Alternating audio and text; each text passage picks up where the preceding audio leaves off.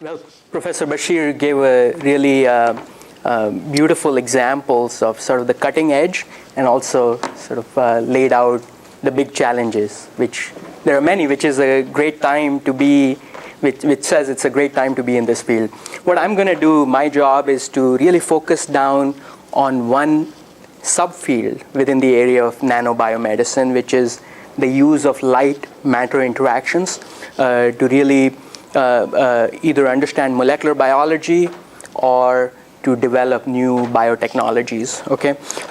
In particular, what I'm going to try and do is to share with you some of the core concepts and physical principles in light-matter interactions. And I'll do that by giving you classic examples in the area of nanoscience and plasmonics. And it'll sort of lay the groundwork for a lot of the tutorials and hands-on modules that you will go through in the afternoon. So all of the physics that you need for these afternoon sessions can be found in this talk. Now, I'll be going fast, right? I'll be trying to do that in 40 minutes.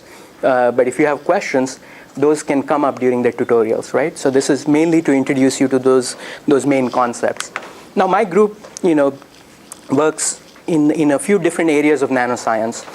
In particular, the use of light, plasmonics, and nanoparticles for understanding catalysis. Okay, we are really interested in high spatial resolution imaging of catalysts so that we can understand them and then use that understanding to make better catalysts, photocatalysts. These are solid state materials. A big area is plasmonics, and particularly the use of light absorption by metal nanoparticles for sensing as well as for solar to fuel conversion. And then another area is understanding of phase transitions.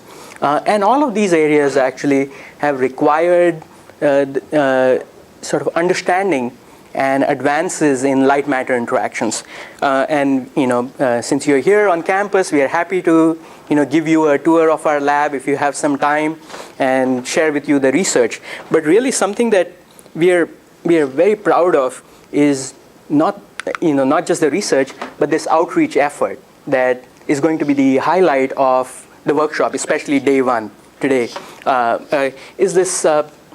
What we've tried to do is give the community their own set of tools, a toolkit to design, understand, and model light matter interactions in a wide range of systems. Systems that involve intricate nanostructures and their combinations with other materials or biomolecules.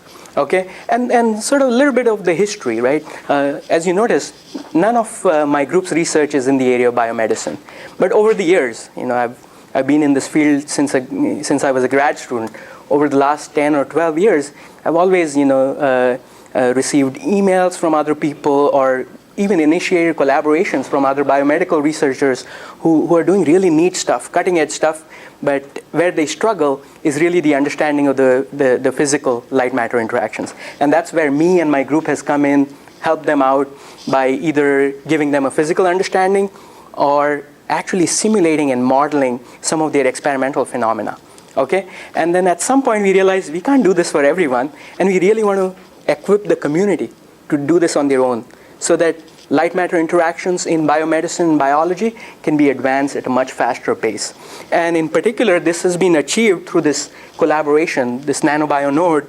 And one of the highlights of the nano-bio node, as you will see, are these set of tools. These are called nano-DD-SCAT, which is sort of the primitive version.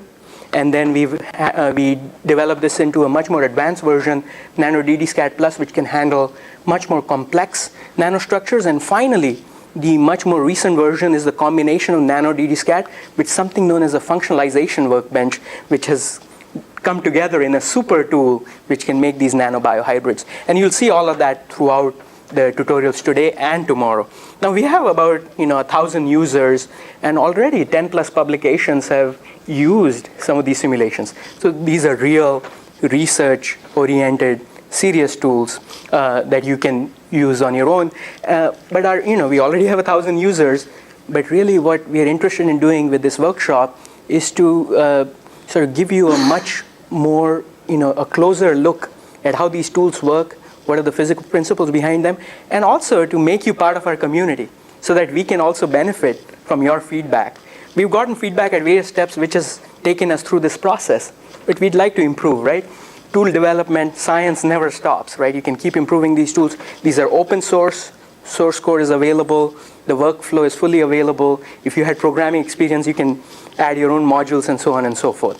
So really we are excited to share this with you and make you part of our community, and maybe early on initiate collaborations to get you started, okay? But the real goal is for you to be independent in terms of designing and modeling your own light matter interactions wherever you may need. This is a large collaboration, in particular driven by students. Students in my group, in particular, 2 alumni, Sarah and Jeremy, who've now graduated. They led the initial development, and now Proga is really leading this effort. And she'll be conducting most of the hands-on modules this afternoon, and you'll get a lot of insight and training from her.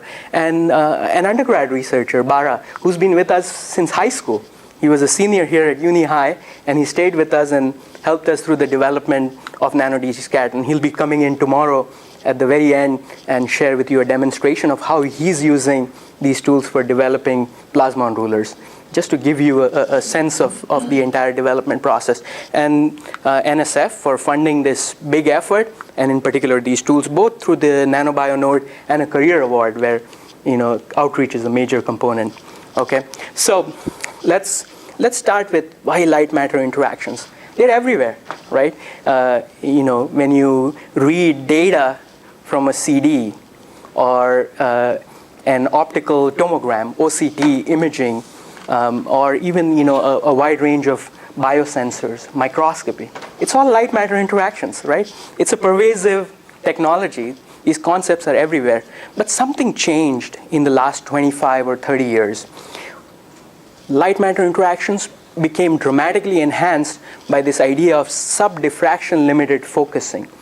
So over the last 150 years, since we understood light, it was thought that you can't really focus down light to below the diffraction limit, okay? You can't focus down light below its wavelength, right, to a size scale smaller than its wavelength. And that really limited the kind of light matter interactions you can have. So even though we have a wide range of light matter interactions, spectroscopy and imaging, those were quite limited. But recently, through the invention of nanoscience and nanoparticles, we've been able to focus light down to the nanoscale. And that has dramatically opened up new areas. Firstly, because what it has done is that it has dramatically enhanced the cross-section of interaction between light, which has the length scale of wavelengths, and biomolecules or molecular materials, which are much smaller in their characteristic length scales, right? And nanoparticles have helped bridge that gap, that disparity in length scales. So they've enhanced the cross sections of light matter interactions, but what they've also been able to do by focusing this light down to the nanoscale, we've now been able as a community to achieve a higher resolution and higher sensitivity of probing matter in general and biomatter in particular. And lastly, what it has opened up is it has made light matter interactions much more specific and able to be engineered in many different ways. And I'll give you some examples. And so really, this idea of sub-diffraction focusing of light has been made possible by this idea of metal nanoparticles or plasmon resonances. Okay, when you take a metal nanoparticle, like a nanoparticle of gold, and you shine light on it, metal, this being a metal, has a very high density of free electrons. And in response to the electric field of the light, these electrons oscillate back and forth. Okay, this is a dipolar oscillation. And it has a natural frequency, which is known as a plasmon frequency, which depends on the size and the shape and the type of metal. Okay? In reality, what this is a confined form of light. Right? In the far field, light has the characteristic length scale of wavelength, hundreds of nanometers. But when focused down to this nanoparticle in the form of this oscillation, this plasmon, it has a much smaller length scale, which is dictated by the size of the nanoparticle. Okay, that's really what plasmons are. When you hear the word plasmon, think of them as nanoscale confined photons that can then be engineered. Okay? And they can be engineered because you can change this natural frequency of this oscillation. Turns out for nanoparticles of gold, silver, and copper, this frequency lies in the visible region. Okay, so it really opens up visible light matter interactions. Now, it turns out this isn't a new field. This has existed for a long, long time, except the people who were using it didn't really know that they were using plasmons. These are some artworks from back in the day, right? This is the famous Lycurgus cup from the 4th century. And if you notice, the coating on this cup is made of gold copper nanoparticles. They actually took a TEM quite recently, and they found this is an alloy of gold and copper. And it's pretty neat. If you put a light bulb inside, it looks red in transmission. And if you put a light bulb outside and you light this cup up, it looks green because of the scattering. It's a classic example of nanoparticles being used as pigments.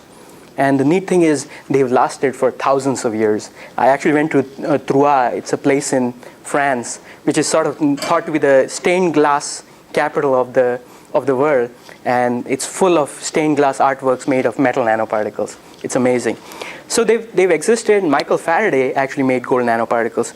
But really the field opened up much more recently in the last few years because of the ability of chemists to use colloidal chemistry to make nanoparticles with size and shape control. Okay? This is our analog of 3D printing. What 3D printing did for engineers, colloidal chemistry did for nanoscientists and chemists, where you can make a wide range of shapes. This is simply a very small catalog, but now you can make all kinds of octopods and with extremely good control. And turns out with shape and size control comes the ability to control these plasmon resonances, their frequencies, and therefore their colors, which I'll discuss in more detail. Not only can humans make gold nanoparticles like Michael Faraday did, turns out bacteria can also make their gold nanoparticles. This is an example from my own graduate school days where this is SPD5 bacteria, not a particularly good bacteria to come in contact with, but when you expose them to gold salts, they make their own nanoparticles and sometimes even shaped nanoparticles because the enzymatic action of those bacteria, where these enzymes work as reducing agents that reduce that gold salt down to nanoparticles. I'm not going to be talking any more about the detailed idea of synthesis, but really that's what opened up the field. And the second reason for advances in the field is the development of electron and optical microscopy. So even though the nanoparticles existed, the ability to see them and with high enough spatial resolution has really made them special. And here's one image I'll share. This is a simple light microscope being used to look at the scattering from individual nanoparticles. And it's amazing. You can look at, these are individual silver dimers. And each one of those dimers is like a polarized emitter. When you rotate a polarizer, you can see the intensity go in and out in a sinusoidal fashion. Okay? And each one of those is oriented along a different direction. And so therefore, each polarizer goes in and out at a different angle of the polarizer. So, it gives you a sort of a neat example of the high sensitivity with which you can detect and probe these nano objects. And that really opened up the field. In fact, if you look at, I'm going to skip that slide. In fact, if you look at numbers and metrics of the interaction of light with these nanoparticles, the absorption, their scattering cross sections, and this is a busy slide. There are a lot of numbers there, but it's sort of important. It is, this shows the role of simulations. Back when it was hard to measure these cross sections, these optical cross sections, theory was able to help us actually calculate their optical cross sections, and it was found very early on. This was 10 or so years ago, right back in 2006. It was found that each nanoparticle, each gold nanoparticle, has an absorption cross section that's typically 1,000 to 10,000 times larger than a dye molecule. And these dyes were being used all over biology for imaging. In fact, when you buy a confocal microscope, you can also pick one or few sets of fluorophore labels, right? There are these imaging kits that you obtain. And turns out these particles can be much more sensitive because they have much larger absorption cross sections and much larger scattering cross sections, which is the analog of fluorescence from dye molecules. But the biggest advantage is, unlike dye molecules, they don't bleach out. that is why our ancestors were using these nanoparticles as pigments in artworks, which have lasted till this very day without needing much care. And that's really what's special about the use of these metal nanoparticles as non-photobleachable labels, both for imaging as well as other applications, which I'll tell you a little bit about. Okay, so some examples, some very classic examples at this point. This isn't very new, but over the last 10 or 15 years, I want to give you some examples that will motivate some of your afternoon sessions. One big example is the use of these nanoparticles in cell imaging, and that's been achieved through a combination of their high scattering cross sections. Like I said, you can actually detect individual nanoparticles because of their scattering, along with the ability to actually specifically target them to specific receptors and proteins on the surface of a cell. This is one classic example where a gold nanoparticle was tagged with EGFR, anti-EGFR molecules. EGFR is a growth factor receptor that's overexpressed on cancer cells. And so when you expose cancer cells to these nanoparticles with anti-EGFR, you get very specific binding. In fact, the entire surface of this cell right here is coated with gold nanoparticles. And this is a simple image from a dark field microscope that's present in every molecular biology lab, and that's all you need to detect this cell. And when you do the same experiment with non-cancer cells, you see lack of any specific binding. You just see simply the nanoparticles scattered over non-specifically. And that became a very simple way to detect cancer cells from non-cancer ones. Sort of gives you the idea of the use of imaging with makes it a much simpler technology. Now, when you excite a plasmonic nanoparticle, I showed you that cartoon, you initiate this dipolar resonance, this oscillation. These electrons now that are oscillating now eventually relax. They relax in two ways. They either scatter that light back out, which is known as radiative decay, and that's what gives rise to that strong light scattering. And the rest of that oscillation is dissipated in the form of heat. These electrons collide with phonons, with the lattice vibrational modes, and that's what leads to heat generation.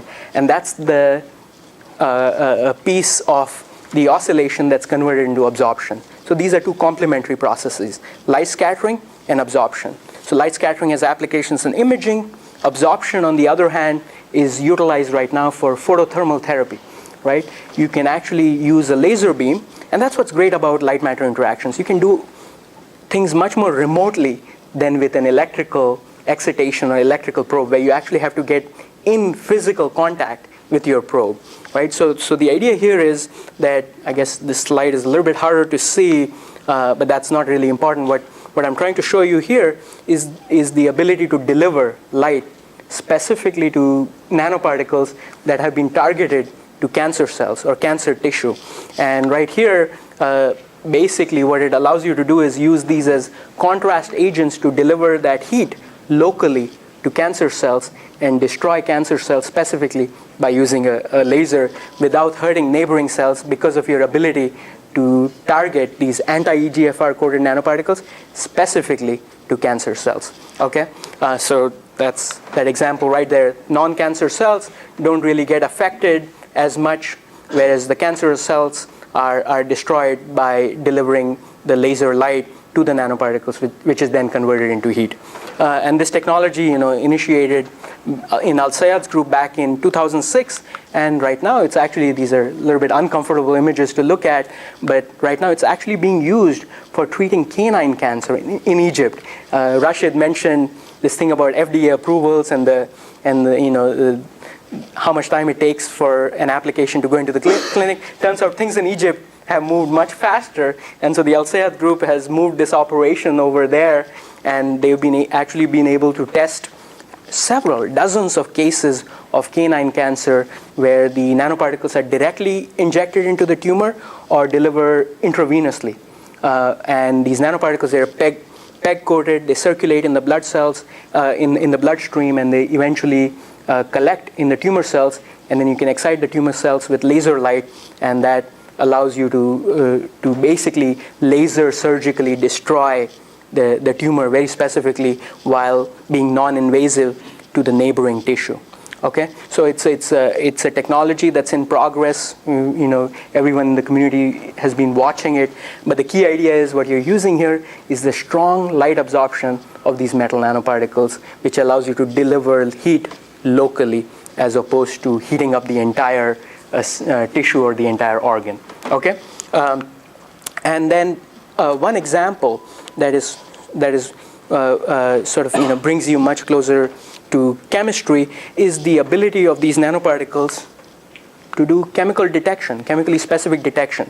So I said scattering and absorption are two complementary processes, but in addition to those two processes, this oscillating electron cloud generates an electric field around a nanoparticle. And these electric fields are orders of magnitude stronger than those in a beam of light.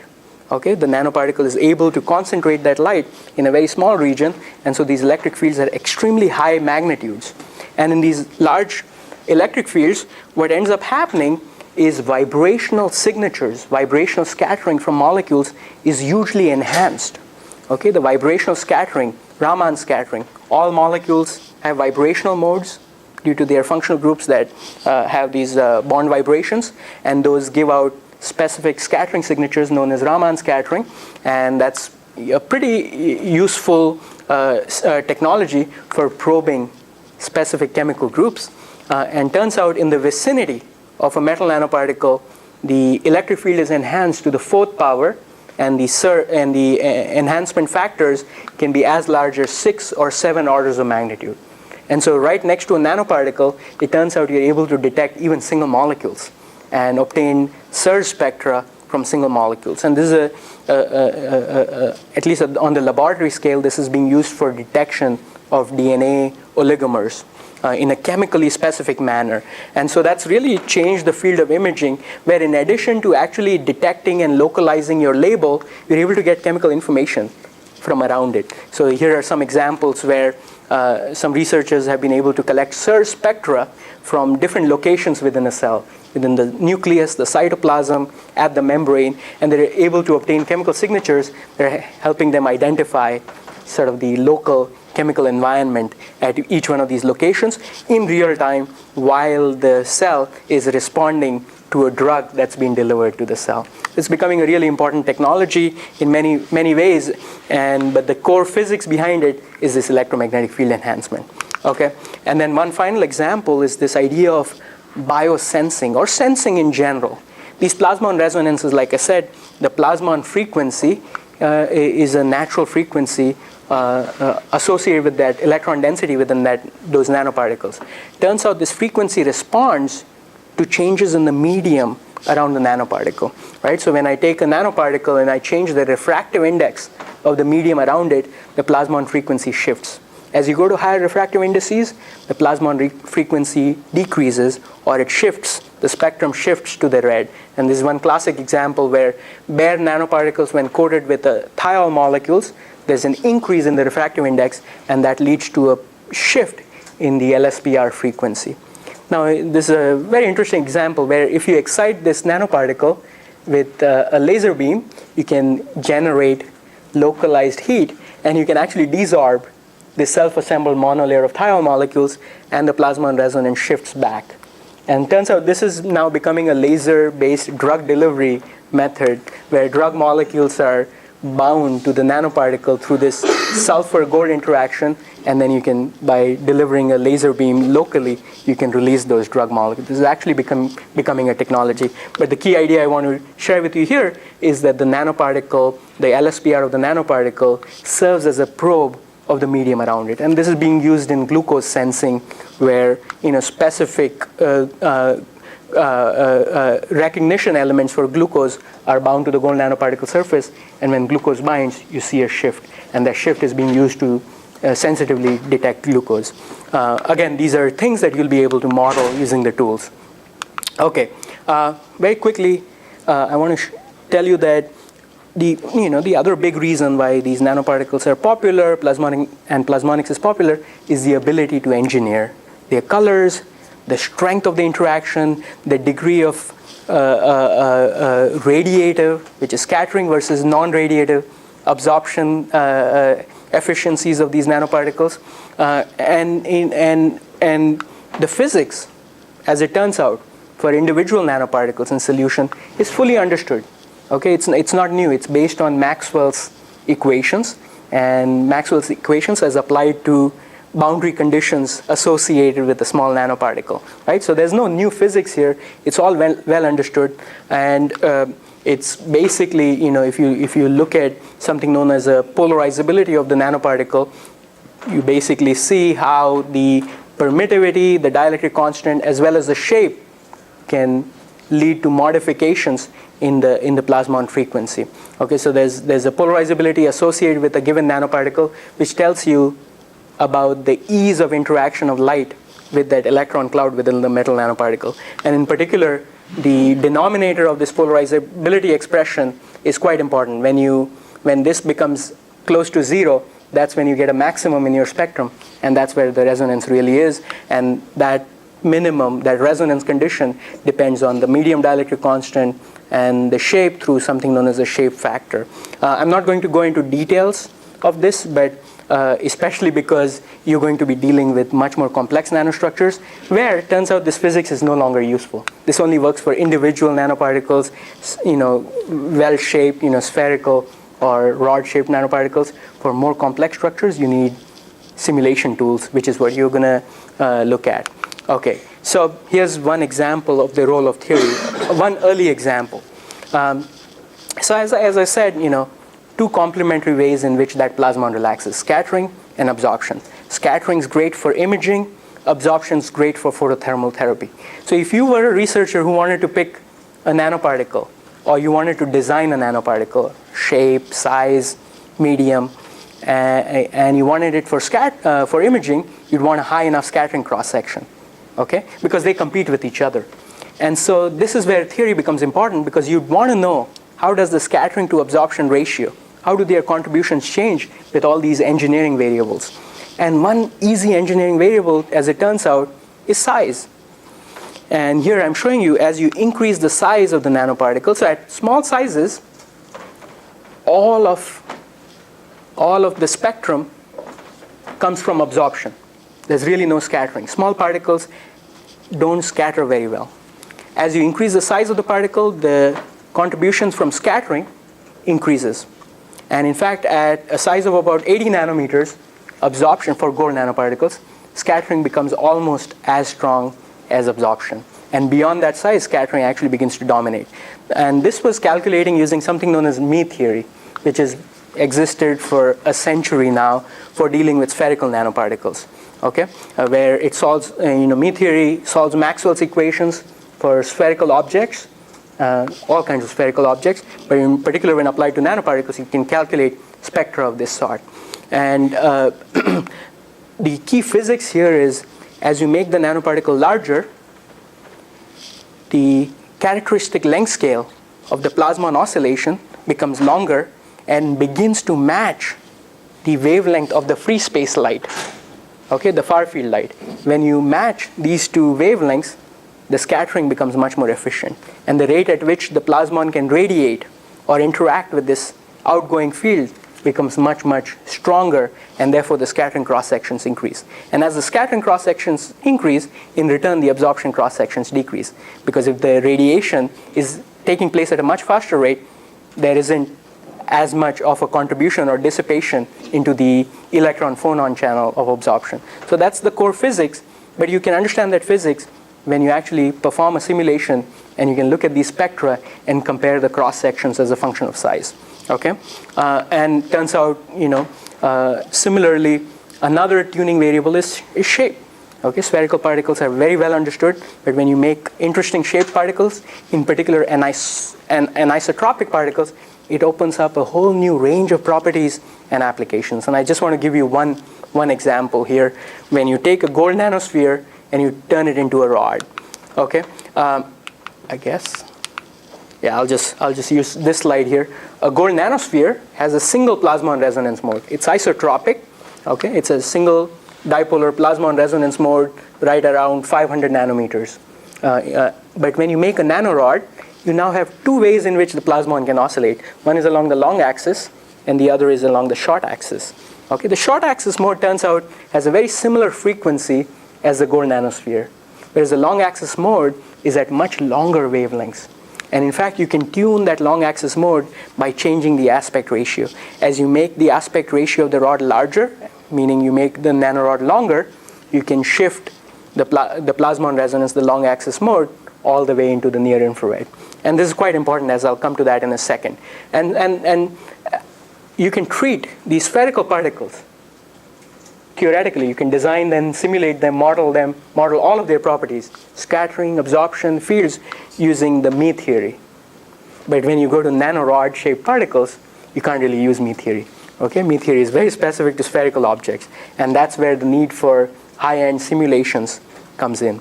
Okay, so why is this good? What has this, what new do these nanorod resonances bring? As it turns out, I gave you this example of photothermal therapy. And the initial examples were with gold nanoparticles, gold nanospheres. And they were being used for skin cancer, surface lesions. Okay? But if you actually want to do in vivo excitation, right? Deep tissue, few centimeters deep. If the tissue is a few centimeters deep, you need light that can penetrate through tissue. And it turns out there's a biological water window right between 700 and 900 nanometers. That's the range of the spectrum where hemoglobin and water do not absorb as much. And you get a few centimeters, well, not a few, but a centimeter or two of transmission through this tissue in that particular region.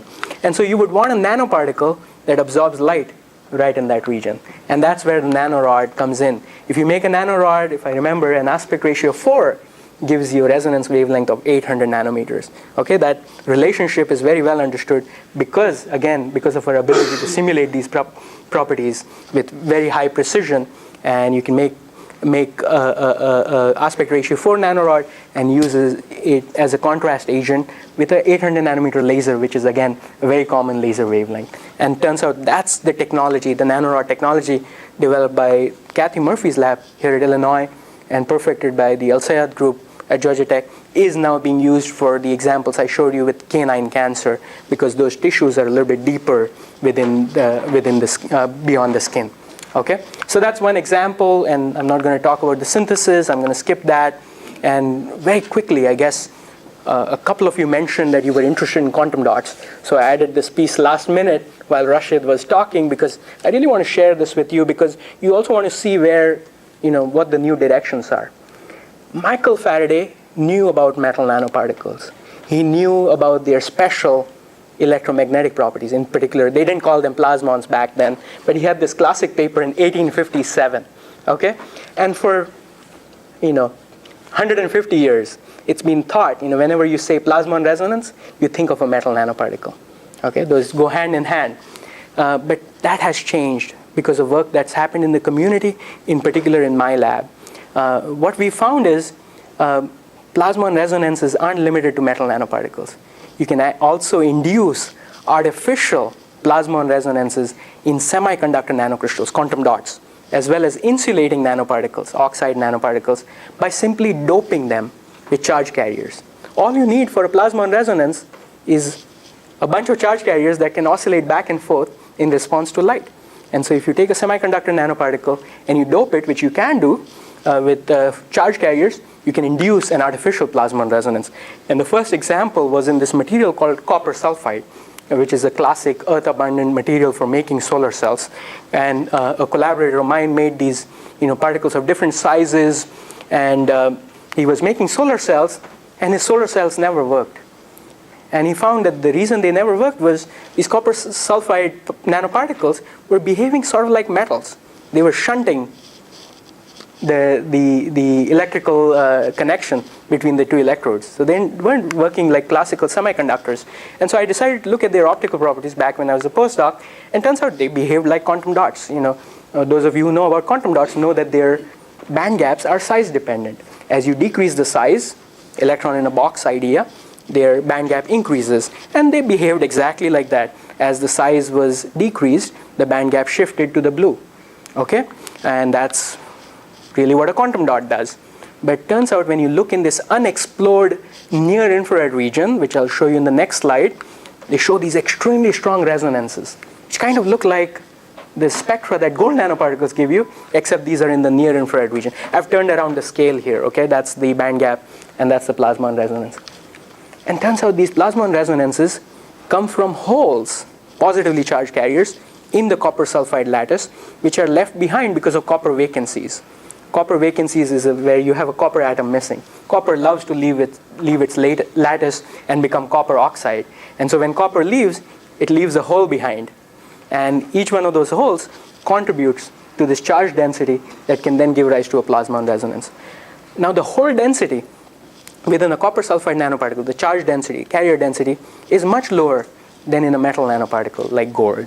And that's why these resonances are in the near infrared. Okay, through the Drude relationship, the frequency, so if you can't remember too many of the equations that we'll share with you, this is one of the ones that you should try and remember. The frequency of the localized surface plasmon resonance goes as the square root of the carrier density. Okay? And in a semiconductor nanoparticle, the charge density, the carrier density is much lower, and therefore those plasmon resonances are much lower energy plasmons, and typically in the near infrared region of the spectrum. But what's special is you can actually, now that you can induce these artificial plasmon resonances by artificially introducing charge carriers to a nanoparticle, you can actually tune them. You can choose your own doping density, you can choose your own carrier density, and can engineer where in the spectrum is your plasmon resonance going to lie. At very high doping densities, you can basically reach the visible region. At low carrier densities, you can be in the terahertz region. Turns out graphene is plasmonic in the terahertz region.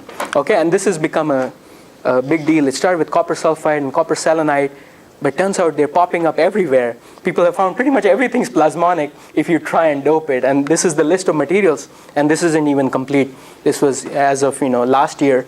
These are all the semiconductors and oxides which have shown plasmon resonances because they're either defective or through engineering one has been able to dope them with charge carriers. This is a whole new field, and because they're near infrared, and one thing that's special, you would ask, metal nanoparticles are great, they have tunable resonances, why would you want semiconductor nanoparticles? Sure, they have near infrared resonances, but gold nanorods can have near infrared resonances as well if you make them long enough. But turns out these resonances are special because they can be turned on and off. Okay, you probably know this. It's a very basic concept in physics and semiconductor physics in particular. You can make wires out of metals, but if you want transistors that make our computer chips, you can't use a metal because a metal has electronic conductivity, but one that is fixed. Okay, whereas a semiconductor, you can tune its electronic conductivity. You can turn it on and off, which is what you need for a switch, a transistor, a digital circuit element. And so we think these plasmonic quantum dots or semiconductors can become building blocks for photonic computers.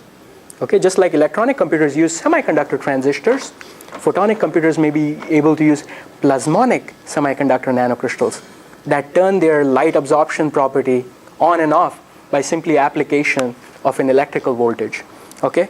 This idea has been around where it was thought that someday plasmonic nanoparticles will become building blocks for building waveguides for guiding light from one end to the other. And there were some classic experiments at Caltech where they were able to excite a silver chain of nanoparticles at one end, and they were able to detect light at the other end.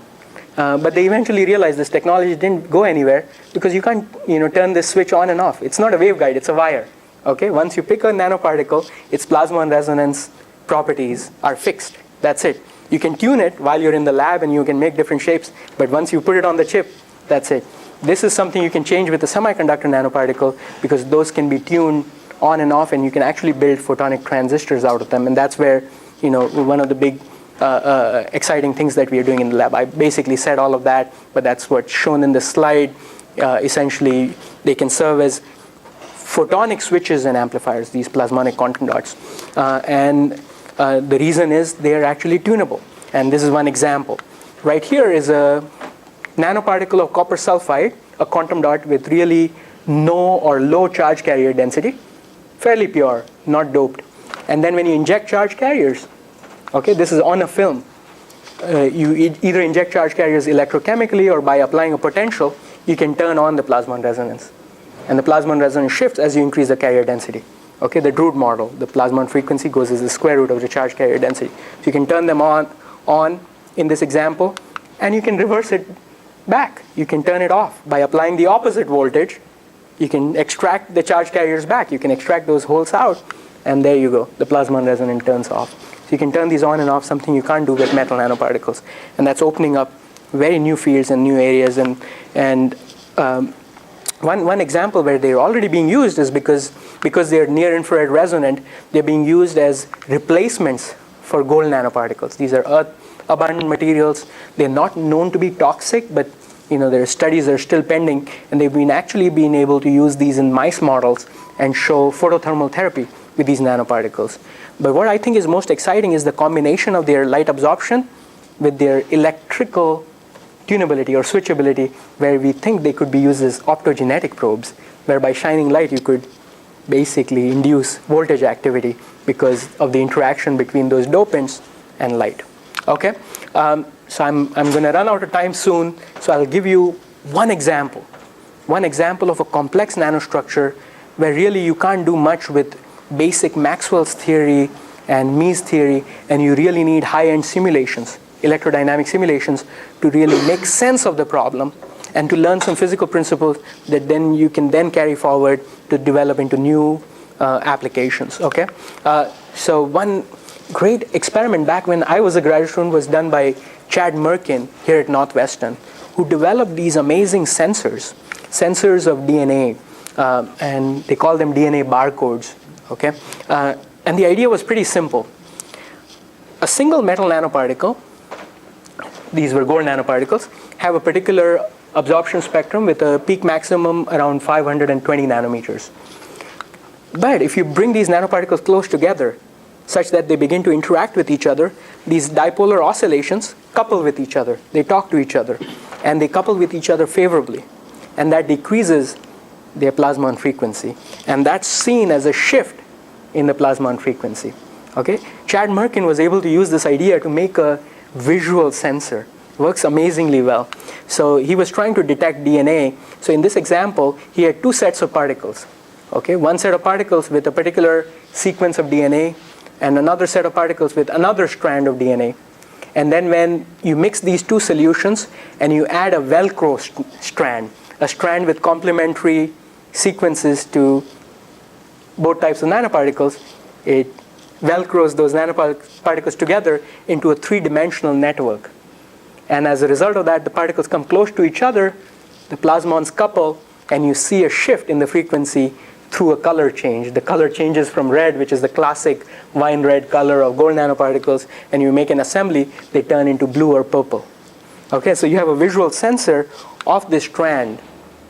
If you add the wrong strand, with even a single base mismatch, you don't get this assembly. Okay, so he was able to detect with single sequence specificity a DNA strand. It's a great example. Okay, turns out you can calculate these spectra of these assemblies using these tools that we have available for you. Now, there were similar ideas that used nanorods to sort of build this sensor into a much more complex object where you could actually detect orientations, right? You could imagine now bringing together anisotropic particles like nanorods, and there the degree of coupling would depend on the orientation of the two nanorods. And there were examples where, in literature where the Kamat's group was able to link nanorods end to end, and they saw a similar shift in the long axis plasmon resonance mode. And it makes sense, right? The plasmons couple, there's a favorable interaction, the plasmon energy decreases, it all makes sense. Now I did something that was very confusing. I also assembled nanorods, and I thought I assembled them side to side because the chemical method I was using sort of assembled them side to side by sort of neutralizing the linkers that are present on the sides of the nanorods. And through TEM, I was able to see that they linked side to side. But the funny thing that happened in my experiment was my plasmon resonances, as the particles were assembling, shifted to the blue. This was quite striking. Didn't make sense. If particles couple and plasmons couple, why would their plasmon resonance energy increase instead of decreasing? That's not coupling. That's anti-favorable, That's anti-coupling or anti-bonding. Turns out that was true, but we had to test this out. And this is what brought the need for theory and simulations. And that's where I got started with these simulations. And I realized me theory is no good.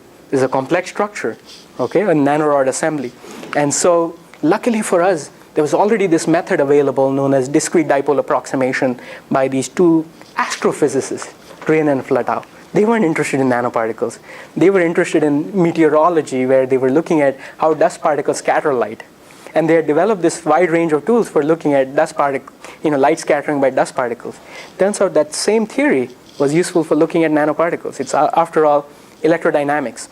And the method's pretty simple. It takes and George Schatz at Northwestern was responsible for bringing this from their world to chemistry and to nanoscience. Okay? And the idea is pretty simple. You take a nanostructure and you break it down into small virtual dipoles. Okay? And then you solve Maxwell's equations for the interaction of each of those dipoles with the electromagnetic wave, and then you take into account interdipole interactions. Okay, that's what all those terms are. Those are the interdipole interactions, and that's the interaction of each dipole with the electric field of light. And when you do that, and you solve this set of equations consistently, self-consistently, you eventually get a solution which gives you the polarizability of the nanoparticle, and every possible optical property that you can imagine can be extracted from that polarizability. The absorption spectrum, scattering spectrum, resonances, how they shift with media, electric fields, all properties associated with the scattering properties of those nanoparticles. And you can use arbitrary objects, because all you need to do is break this object down into virtual dipoles. Okay? I'll make a quick note about the dipole density. Okay? There are other methods available. You've heard of COMSOL and finite difference time domain, and those methods work. Okay? Those are methods to solve differential equations in general, and they work for Maxwell's equations as well, because Maxwell's equations are differential equations. But this method is very specific to light matter interactions. Okay? The way it's set up, the way the physics is set up, makes it fast and accurate. Okay? Much more specific to light matter interactions, and that's what the really big winning advantage of DDA was. And that's really the physics behind all the tools that we built, discrete dipole approximation. And you can look at arbitrary objects, as I'll show you. So I'm running out of time, so I'm going to, I guess, share one simulation, and then I'm going to sort of, give you a quick overview of what you'll see over the next 2 days, and in particular this afternoon. So let me see if this video works. This is a simulation, or a set of simulations I ran back when I was a graduate student. Okay, so this idea of nanorods being assembled, I really wanted to understand what happens to the spectra as they come closer. So in this particular example, the nanorods are coming in sideways or end to end, and I'm looking at the spectrum. And I made this pretty crude movie back then, by stringing together my simulations. And as the nanorods move closer, the Plasmon resonance redshifts. Okay. And when you bring them side to side, and this is what was, I was able to do with discrete dipole approximation. And when I bring them side by side, the Plasmon resonance blue shifts. This confirmed my experiments. And later we were able to explain this using the idea of bonding and anti-bonding resonances that I'm not going to go into. But really what I'm trying to share with you is that using simulations, we were able to not only model our experiments, but also understand the physics behind that interaction, behind that plasmonic coupling, which allowed us to develop a whole set of physical principles. And these physical principles now form the basis of something known as a Plasmon ruler. Okay, this idea of plasmonic coupling is being used in sensing all over for measuring distances in biology, because that Plasmon frequency shift depends on the distance between the two nanoparticles. I don't have time to go into that, but you'll see examples tomorrow. Okay, now really very quickly, I'm going to skip all of this and really tell you those simulations that I showed you with the nanorods were great. I was able to understand something, but it took me months. I had to go learn this method that was developed by astrophysicists, and I had to learn coding, and I had to learn some Unix, and I really had to be good. And I was good at programming, and that was fine. And this is how it was done. Okay, this is how the nanorods are represented. Very non-intuitive, a bunch of numbers. Okay, this is the location of each dipole. And you had to construct these by hand. Okay, so I used a graphing software to put this together. It was fun, but it was painstaking. Okay, I could do only one simulation over a week or something, and that's how all the inputs look like. That's polarization right there, wavelengths, refractive indices, very non-intuitive. And that's what we wanted to change. There's a bunch of files that you use, and different files are put together, and then you look at the outputs, and you get all the textual format that you convert into spectra. Quite painstaking, and not very intuitive for someone who's not in the field of actually doing simulations and modeling. And that's what we decided to change by introducing nano-DD-SCAD, by giving you this very GUI-based, it's like using CAD, okay, where you can design your own structure of any complexity using this open source tool called Blender. You can make your own structure, and then we have a module that converts it into dipoles and then runs the simulation and gives you spectra which are plotted. Okay? Initially these were separate pieces, but now with the newest version, nano-DD-SCAD Plus, these are integrated, the workflow has been integrated into one tool. You start and you can plot spectra in real time, and Proga is going to show you a lot of that. You can generate spectra, you can generate fields, you can quickly look at them, go back, change your structure. Okay? The only bottleneck is the simulation time, which for a larger structure can take time. In particular, the dipole density is what matters. If you increase the dipole density, you get a higher accuracy, but also the computational cost goes up polynomially. Okay, so that's something to keep in mind. But these are fairly fast, as you can see, for complex structures.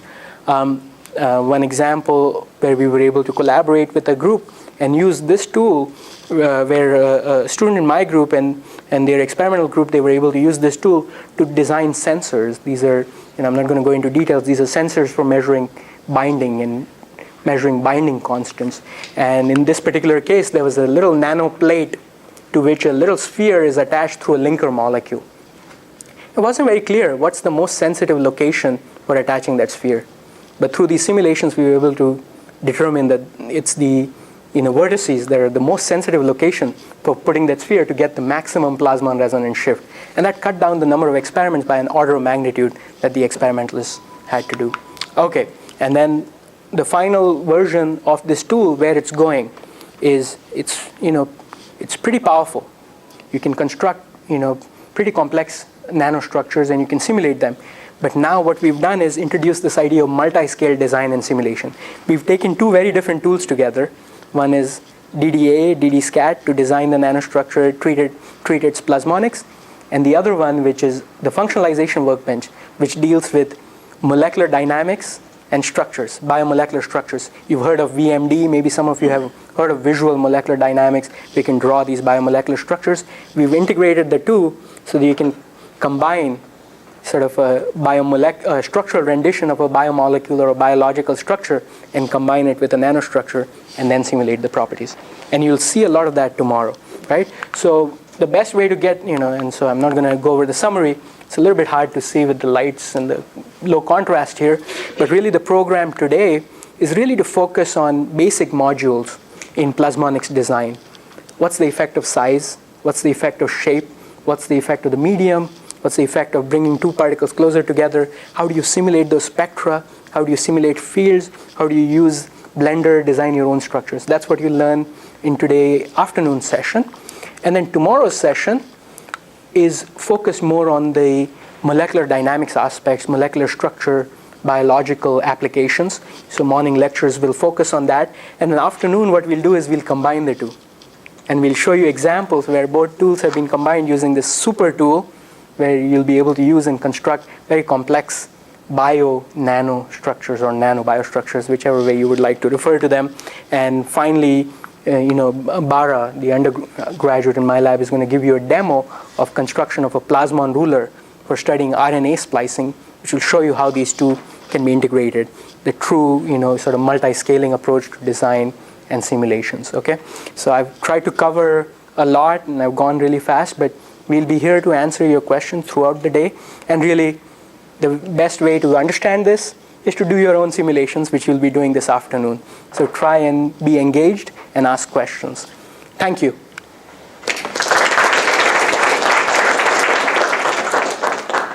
If there are specific questions about the lecture, I can address them now. It's not about the nano-DD-SCAD tool, but you said that you are very interested in catalysis. Yeah. I'm a chemist, and I learned that plasmonic particles are generally poor catalysts. That's what we thought for the longest time, and there were these reports in the community that we never believed, or we didn't believe for 2 years, where when you shine light on a metal nanoparticle, turns out you can induce all kinds of chemical reactions. One in particular was the generation of hydrogen from water through reduction. And you're right. I mean, a metal nanoparticle is not known to be very good at charge separation, right? That's one of the critical pieces in photocatalysis. You can excite with a very high cross section. You can generate excited charge carriers, but they relax back very quickly because of this electron-phonon coupling and electron-electron interactions that I talked about. But it turns out in some systems where the actual acceptor, like titania, or say a small molecule, where it's able to sort of adsorb to the surface and accept that electron with a high enough rate, you can actually compete against that dissipation channel, and you can transfer that electron, separate the charge, and use those charges for doing photochemistry. So right now, as we speak in my lab, Youngsu, who's here, he's actually developed a method where he's able to count how many electrons are extracted from metal nanoparticle by shining light. He's been able to measure quantum meters, and you're right, they're terrible. They're much worse than semiconductors. But the great thing is they don't degrade. You can shine light on them for hours, they don't degrade. And then even though the quantum yield is low, the cross sections are high. So you benefit in terms of the overall yield of products you get, even though not every photon is converted into a productive electron. And then another postdoc in my lab is actually using that to do CO2 reduction, because what you're doing is you're taking advantage of the catalytic properties of the metal, where the molecules are actually able to adsorb and form activated intermediates. You combine that with the light absorption and charge separation abilities and achieve photocatalysis. We don't know where this field is going in terms of sort of making it efficient. For some systems, it magically works, and we're trying to understand the physics and chemistry behind that magic. Okay, great. Thank you. Go ahead. Sorry, just a quick one. So this kind of tool, does it take into consideration these electrons transfer from nanoparticles to... Great question, and the answer is no, right? The tool really works based on classical electrodynamics, where electron transfer effects aren't included, quantum mechanical effects aren't included. But that's something that's already being worked out in the community, where, again, you need this idea of multi-scaling, where you take a method such as maybe some of you, or maybe you are familiar with time-dependent density functional theory, from which you can actually calculate dielectric functions associated with either certain quantum modes or electron transfer events, and then use that dielectric function as the input, which you'll see in this afternoon. The dielectric function becomes an input in these classical electrodynamic simulations. So by intermeshing those two together, you can treat some of the quantum mechanical effects, but not all of them. And again, that integrated tool is still not available. You right now you have to do those separately and do your own homework to put them together. But that's definitely something we are thinking about, in particular with these plasmonic semiconductor quantum dots. Turns out they're plasmons, but they're different from metal nanoparticle plasmons in one more way. They're quantum mechanical. Okay, they're the individual electronic interactions, the quantum confinement actually plays a big role in determining their plasmon resonances. And so without introducing that quantum mechanical dielectric function, we may not be able to get their plasmon resonances right, especially at low carrier densities. And so that's why we're really hoping to put these two together by combining TD-DFT and DDA. This is where you all come in, right? We've developed the tool, but if you have ideas or even have ability to do your own coding and bring tools together, this is all open source. You'll be adding a lot to the community, and we'll be really appreciative. But step one is to familiarize yourself with the basic technology of this toolkit. Thank you. If there are no other questions, I think I'll yield the floor over to Proga 10 minutes late, but I think we'll try to get you back in time. We may be a little bit late for lunch, but I guess there's a break right before you start. Yeah. Okay, so here's what we'll do. The break was supposed to go until 10:15, but why don't we give people 10 minutes? So see you back here at 10:22. A very high minute resolution, but let's try and do that, 10:22. Okay, great, thank you.